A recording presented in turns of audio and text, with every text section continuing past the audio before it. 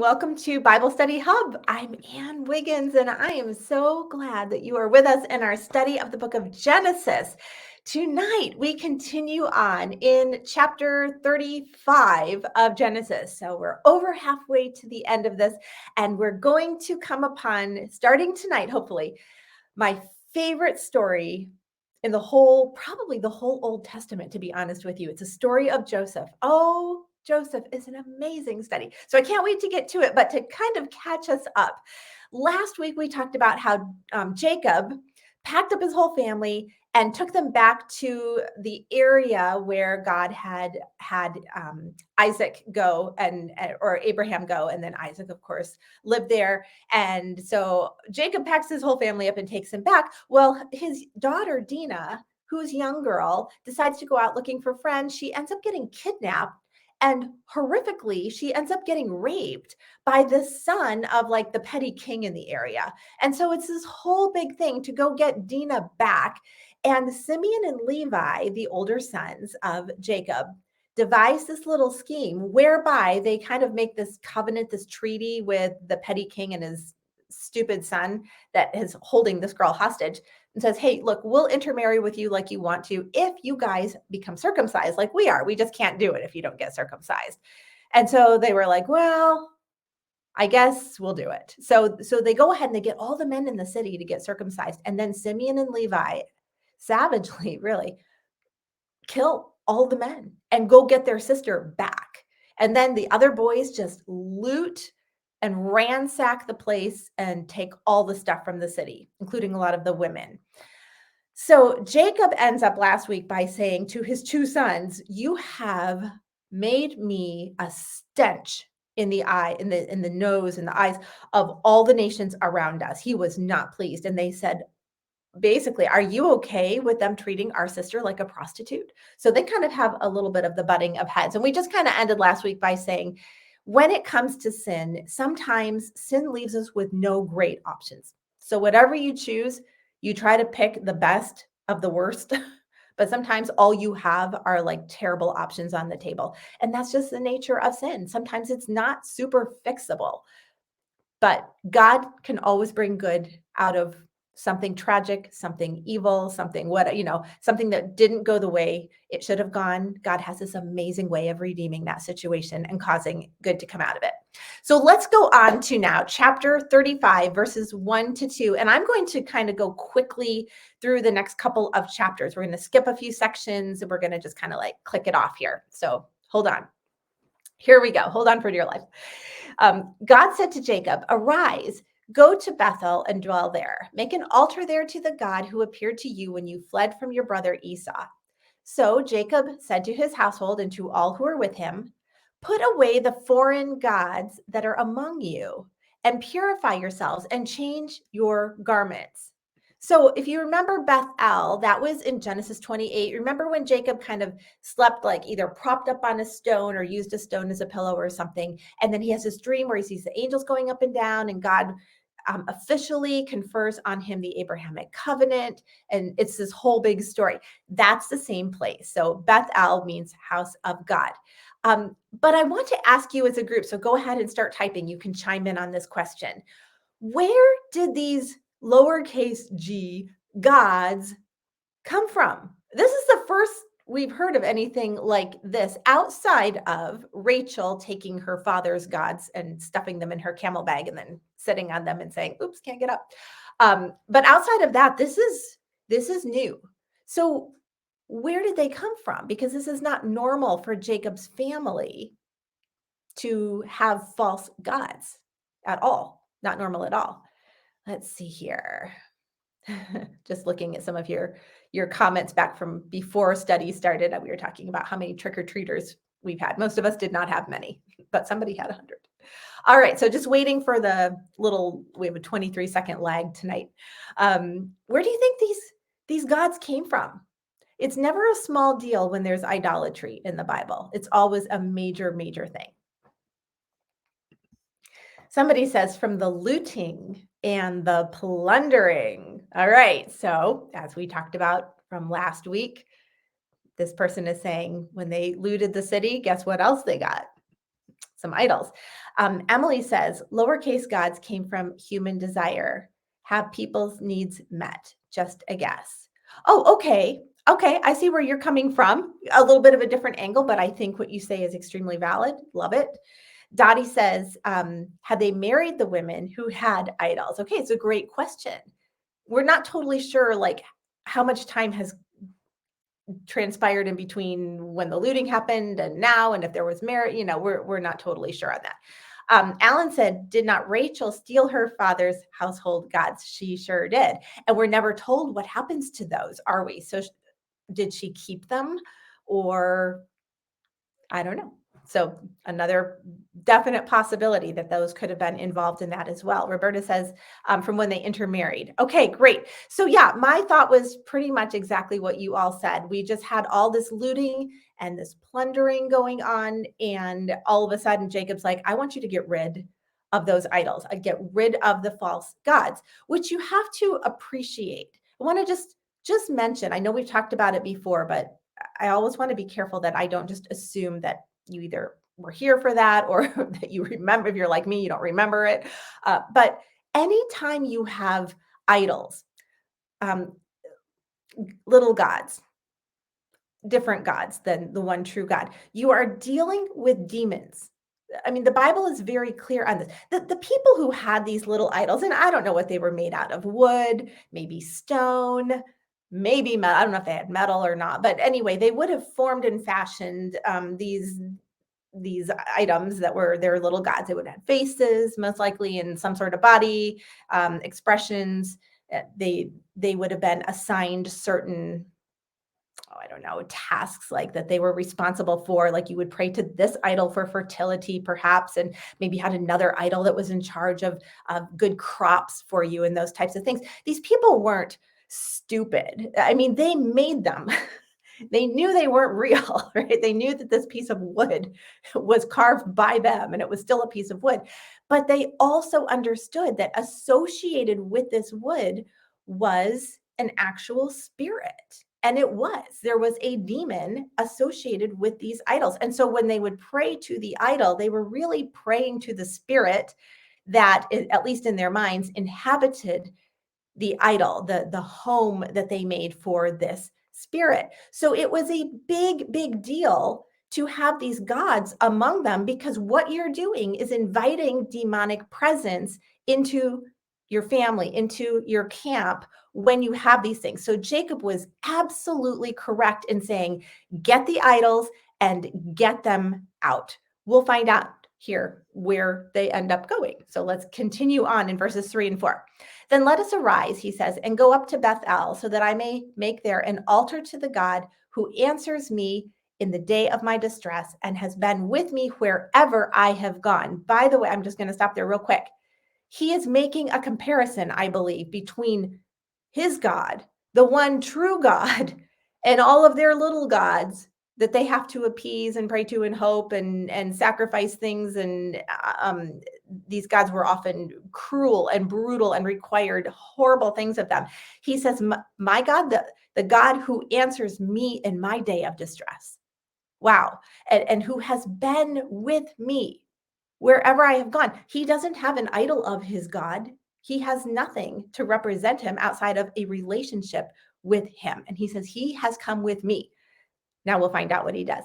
So they gave to Jacob all the foreign gods that they had and the rings that were in their ears. Jacob hid them under the terebinth tree that was near Shechem. So what happens to those idols? He buries them. And it says that they brought their earrings too, which I thought was interesting. Nobody truly knows why. Our best guess is that those earrings would have had something to do with the pagan rituals associated with the idols. Maybe they were shaped in the moon and stars or something, or maybe they used them in some way in dressing for their ritualistic worship things with these demons. Hard to say. We don't really know, but whatever it was connected enough that when they brought the idols, they also brought their earrings and put those down there too. Some connection. Let's move on to verses 5 and 6. And as they journeyed, a terror from God fell upon the cities that were around them. so that they did not pursue the sons of Jacob. That is fascinating to me. And Jacob came to Luz, that is Bethel, which is in the land of Canaan, he and all the people who were with him. Did you ever think about the fact that God can strike terror in the heart of anybody he wants to in order to accomplish his purposes? Often his purpose of protection. I just kind of sat back when I read that. It just hit me in a new way. I guess I've just never really thought about it. For me, and I know many of you do this too, I pray for my children every single day. My kids are now grown and gone. One lives in Las Vegas, one lives in Seattle. Neither of them live in the most safe cities in the nation. And I do have, as a mother, concerns about my children's safety. So I pray for their safety every single solitary day. But this week I added to that prayer, especially because my daughter Noelle is on a business trip in Singapore at the moment. So extra prayers for her. But I said, Lord, since you can strike terror in the heart of anybody that you want to, if there is anybody who even conceives for a split second that they would hurt my children, would you fill their heart with terror? Is that wrong to pray? That's what I'm just being honest. That's what I've been praying this week, because it gives me such comfort to know that when God wanted to protect Jacob, who had just said to his boys, all the nations around here now hate my guts because of you. He was concerned that he would be attacked. And God said, no, no, no. I will make them so terrified of you that they won't lift a finger against you. I just think that's amazing. I hope that encourages you the way it encourages me. Verses 7-8. And there he built an altar and called the place El Bethel. That's God, house of God. It's so cute. Because there God had revealed himself to him when he fled from his brother. And then this is really interesting. And Deborah, Rebekah's nurse, this is Jacob's mother's nurse, died, and she was buried under an oak below Bethel. So he called its name Alon Bakuth. Not sure I'm stating that right. Alon Bakuth is oak of weeping. And I just think it's interesting because we never hear about Rebekah dying, but we hear about her nurse dying. And how did her nurse get there? I don't know. The Bible really doesn't say, and I'm not totally sure why it records that, but it does. So there must be a reason. Now, verses 9-15, I'm actually going to skip over. We're not going to read these. This is just a reaffirmation again of the Abrahamic covenant on Jacob and a reaffirmation of his name change from Jacob to Israel. So that's what that's all about. And then a little bit about Edom. Let's go on to verses 16-21, though. Then they journeyed from Bethel. When they were still some difference from Ephrath, Rachel, now remember Rachel was like, Jacob's, Jacob, there's too many J's. Jacob's prime choice for a wife. He ended up getting Leah first. And he'd worked 7 years where he thought he was going to get Rachel. He gets Leah. Then he works another 7 years for Rachel. He just loves Rachel so much. So this is Rachel. Rachel went into labor and she had hard labor. And when her labor was at its hardest, the midwife said to her, "Do not fear, for you have another son."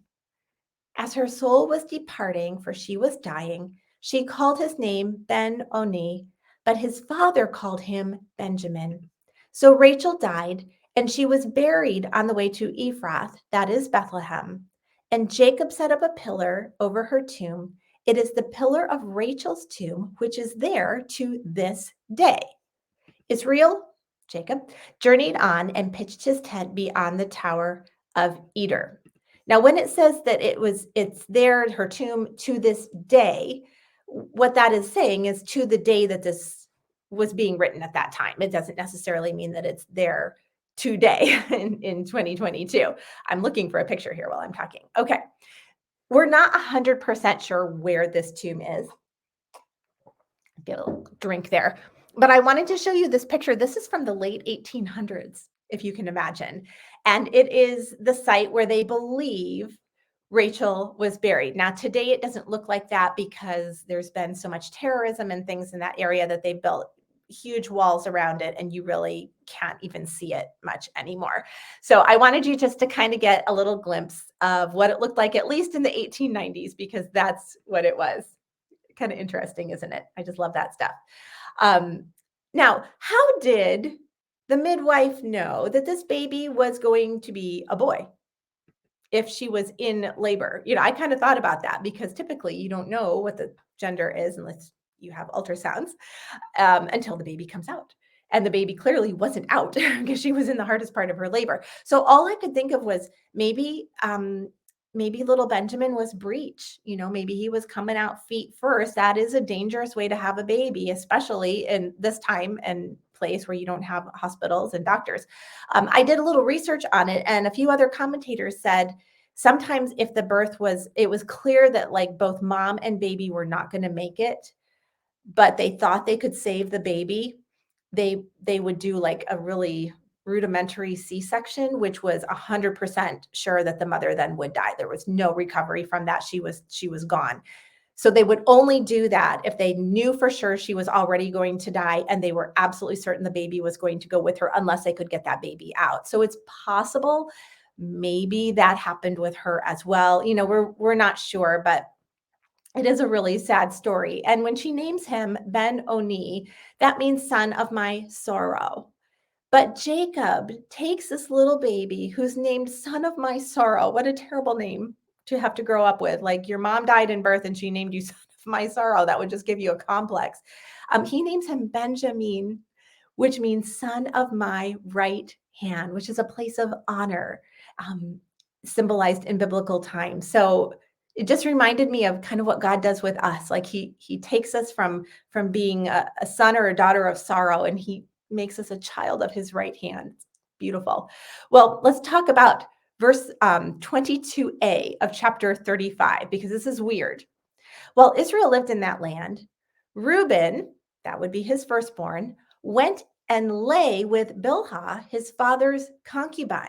That's Rachel's handmaiden. And Israel heard of it. And that's all that is said about that. It's a little parentheses here. What a weird thing to stick in right here, don't you think? It's kind of a jaw-dropping turn of events as well. Now, I will say this. If it doesn't make sense right now, put this clipboard this to the back of your brain and hold it for a minute, because nothing in the Bible is ever arbitrary and everything is there for a reason. And this is actually super, super important for what's coming up in a minute, but it doesn't, like when we hear it right now, we're like, what's going on here? The reason that this is so important and that what Reuben did was so terrible is when you think about it, he sleeps with his father's concubine, like a lower level wife, right there. I mean, way, way, way out of bounds, like not just immoral, but off the charts immoral. This is a woman who would have been in similar age to his own mother. I mean, she would have acted as a mother to him. Presumably, growing up, you would have had not just your mother, but other mothers with your half siblings all over the place telling you what to do. So this is really, really gross that he would go in. And it's hard to imagine that it was a lustful sort of situation. Like he thought she was so gorgeous, he couldn't help himself. Probably not with that age span difference. So why would he do something like this? I mean, why would he do something so disgusting? Well, in that culture, a man who wanted to assert his superiority over another man might do this by having sexual relations with that man's wife or concubine. It was kind of like planting your flag in the ground and saying, this is my territory now. This belongs to me. So this is a power play on Reuben's part. Now, again, exactly why he did that, we're not 100% sure, but we do know that Rachel, the most favored wife, had just passed away. We know that Reuben was the one who brought his mother the mandrakes. Do you remember back in Genesis 30, I think it was, he finds these mandrakes that are supposed to be for fertility, and he brings them to his mother Leah so that she can have more babies, so that her husband will love her more. It's possible that when Rachel was off the scene, he thought, if I can do something to like disqualify Rachel's maidservant, the concubine, Bilhah, by sleeping with her, then that sets my mother up to be like most preferred status. Maybe he was just making a power play on his dad. Not really sure, but nasty. And all we're told about Jacob is Israel heard of it. It's like Jacob said, so noted. And that will come up later. That will be important. Now, one more thing about Reuben. Incidentally, his tribe later on is totally inconsequential. No prophet comes from him, no king, no prince, no priest. Nobody special ever comes from the tribe of Reuben. And it's a very small tribe that just is like a big flat nothing. Thought that was kind of interesting. Now, in Genesis 35, 22b to 27, we have a listing of all of Jacob's sons and who their moms are. I think we've covered that enough. You can read that on your own. I'm going to actually skip down to verses 28 to 29. Now, the days of Isaac were 180 years. He lived a good old life, didn't he? And Isaac breathed his last, and he died, and was gathered to his people, old and full of days. And his sons Esau and Jacob buried him. So here we see Esau again on the scene. We haven't seen him for a while, and they come together to bury their father, as was the custom of that time. Yeah. Ellen says, interesting point about Reuben. It is interesting. You know, I often think I love the chapters and verses that we have in the scripture because it helps us know where to be at the same time. But so for me anyway, I tend to then compartmentalize things too much sometimes, and I don't see the bleed over when it was just a story that was written. So it all kind of works together if you kind of pan out from time to time. So I try to do that more. All right, so that's the end of chapter 35, starting chapter 36. Now, verses 1 to 2a, and then let's see, what am I doing here? I don't even know. Let's see. It says, these are the generations of Esau, that is Edom. Esau took his wives from the Canaanites. I'm just going to stop right there. We've said before that Esau did not follow God. He did not have a heart for God. He goes and he takes pagan women as his wives. That's something that they weren't supposed to do. And he goes and he settles in a land called Edom. That's going to be a problem for the Israelites for a very long, long time. They will always be butting head. And then the rest of this chapter is genealogical information about Esau. Now, it's important. I don't want to minimize this in the slightest, but for our purposes, I don't think we necessarily need to hash it all out. We could, but it would take us down because it's a lot of information. So we're going to go ahead and let you read that on your own if you're interested. And I'm going to move on to chapter 37, verses 1 through 4. Here's where the story starts to get really good for me. Jacob lived in the land of his father's sojournings, in the land of Canaan. These are the generations of Jacob. Joseph, being 17 years old, was pasturing the flock with his brothers. He was a boy with the sons of Bilhah and Zilpah, his father's wives. And Joseph brought a bad report of them to their father. Now, Israel loved Joseph more than any of his other sons because he was the son of his old age, and he made him a robe of many colors. But when his brothers saw that their father loved him more than all his brothers, they hated him and could not speak peacefully to him. Now, I'm going to challenge our thinking a little bit on the typical filter that we put upon this. And at a glance, truly, it comes across as though you have Joseph,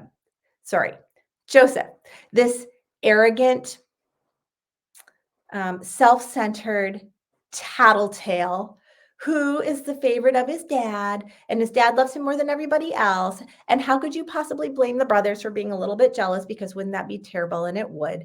And so we tend to kind of look down on Joseph and on Jacob as being not good because they blew the family up by making really, really poor decisions. I think if you've ever studied this passage, that's probably the conclusion that you were taught or that you came to on your own. I know I have. But this week, I really tried to take any preconceived filters off and just read the text for what it is, and also really delve into the culture a little bit more so I could understand some things that maybe aren't apparent in America in 2022. There's a lot of things that we miss culturally because it's very different, obviously. So here's the thing. We just talked about Reuben, the firstborn, sleeping with Bilhah, his father's wife slash concubine. And I said at the time, hold that thought because it's going to be really, really important in a couple of chapters. Well, as the firstborn, he was, of course, entitled to receive the double portion, the birthright, the leadership over the family. It was going to be his job to kind of take over for his father. And we saw with Jacob that there would be a ceremony and there would be gifts given. Of course, with Jacob and Esau, it was weird because Jacob had to pretend he was Esau to get the birthright. But that aside, that's how that would have worked. Well, when Reuben pulls this thing with Bilhah, and it says Israel heard of it. So noted. Guess what a righteous man like Jacob would have to do with that? He cannot pass the birthright, the family leadership to a man who would do something like that with one of his own wives. That would not be the mark of a godly man if he were to do it. The birthright would go to the firstborn unless there were special circumstances. For Jacob, the special circumstances were that God actually told his mother, Rebecca, the older will serve the younger, meaning the younger gets the birthright. That's, we covered all of that. We don't have that situation here where God has specified it's not going to be Reuben, it's going to be somebody else. But Jacob is looking at this, and I know he's thinking, I cannot, in good conscience, pass the birthright to a son who would do this with one of my wives. So if it's not going to go to the firstborn, it can really go to any of them. Like, it's not like a pecking order where if it doesn't go to the first, it has to go to the secondborn. And if it can't go to the secondborn, then you go to the third. It's really not like that. It goes to the firstborn. And if not, then the field is wide open. Pick somebody, pick whoever. So if Jacob is a righteous man, and I believe that I have made many points, you're probably sick and tired of hearing it, that he's not a trickster, deceiver, horrible person. He's actually a righteous man. If he is truly a righteous man, then who would he pick for this birthright status? Well, the answer is he would pick somebody that also was a man of character, a man of integrity, a person who loved God and served God. And we saw last week with all the looting and the murders and all that stuff that his other sons, not really in that category. But we will see from the life of Joseph coming up that Joseph is a man of integrity. He is a man of honor. He is a righteous man who loves God and serves God faithfully, even in the face of the most horrible trials, undeserved persecution. So, all of that to say, it would make sense then, wouldn't it, that Jacob would tag Joseph, not any of the other boys, to be the one who would receive the birthright. Now, there's something else. This robe, this coat of many colors. I think we all, if you grew up in Sunday school, you had coloring pages. You color the many colors of Joseph's coat. You might have had flannel graph. They pop the pictures up on the board and they stick, and it's amazing. And Joseph with all of his colors. And this is just something that we've come to kind of picture in our minds very clearly. But as I did my research, I realized that the word that we use for like robe of many colors is really kind of a vague term. And it could mean a lot of colors. It could also mean long sleeved. And I know we don't take that one because who wants to color long sleeves when you could do many colors? It's so much more interesting. But I kind of want to argue that I think it was a long-sleeved coat, probably more so than a coat of many colors. And here's the reason I would say that. During the ceremony of, we're passing the birthright down, the father would give something to that firstborn son, whether it was actually the firstborn or, somebody he had chosen because the firstborn was disqualified or gone. He would often give him a very special coat to designate this is the authority. I'm passing the mantle of authority down to this son. And their other coats would have been shorter with like no sleeves. And part of the reason that it was like that, number one, cheaper to make, but number two, they were working with their hands out in the fields and with the flocks and all kinds of things. They could not do it with big, long sleeves and a big, long robe on. It just would have been a mess. So by giving the big, long sleeved, long robe to the firstborn status, that was saying, not only am I passing the mantle of responsibility, and it is designated visually by seeing this coat that he's wearing, but he cannot do the menial labor that you all will be doing in this coat. It puts him on a level above. It's almost like a uniform, like everybody else has these uniforms, but he has the three-piece suit. He doesn't work where you work. He oversees what you do. So this is really, really important. Another thing to note is that that firstborn status, part of his job was, as long as the father was still alive, to be a mediator between the father and the other sons. If you remember the prodigal son in Luke 15 that we did a couple years ago, one of the things that Jesus really wanted to make a point about to the people listening was that this older son did not step in and do anything to help his father when this younger son was off the rails. That would have been seen as a real big no-no because it was that older son's job to be the mediator between his dad and his younger brother. Do you remember when we studied Colossians? Chapter 1, verse 15, speaking of Jesus, says, he is the image of the invisible God, the firstborn over all creation. In other words, it is the job of Jesus to be the mediator between God, the Father, and all of creation, most notably us.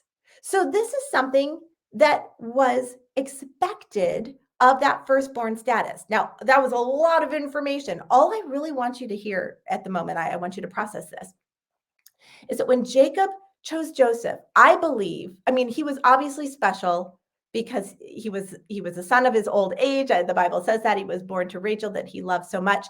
But I don't believe that Jacob would have chosen him solely based on those attributes. I think he was looking for a son who would carry on the spiritual pulse of the family. So he gives him this coat. Maybe it had many colors. Maybe it was just long sleeve. Whatever it was, it designated him as the next in line, as the family leader, and as the mediator between the father, Jacob, and all the rest of the boys. So he now has a job to do.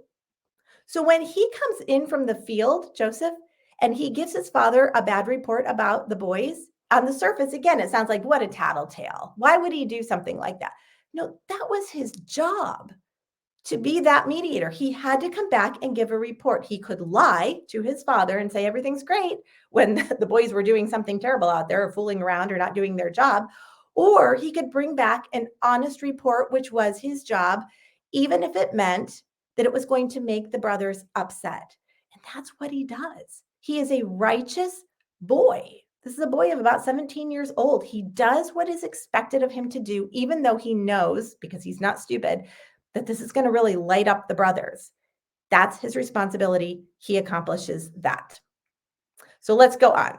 Thanks for hanging in. That was a lot of information. Verses 5-8. Now Joseph had a dream, and when he told it to his brothers, they hated him even more.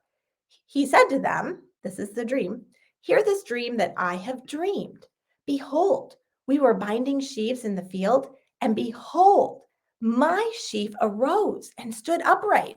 And behold, remember, behold's like, wow, your sheaves gathered around it and bowed down to my sheaf. His brothers said to him, are you indeed to reign over us? Or are you indeed to rule over us? Oh, so they hated him even more for his dreams and his words. I'm going to run over here because I found a picture that I just thought kind of exemplified the dream. Isn't that a great picture of that? Got Joseph in the middle and all that. So he probably saw something very similar to that.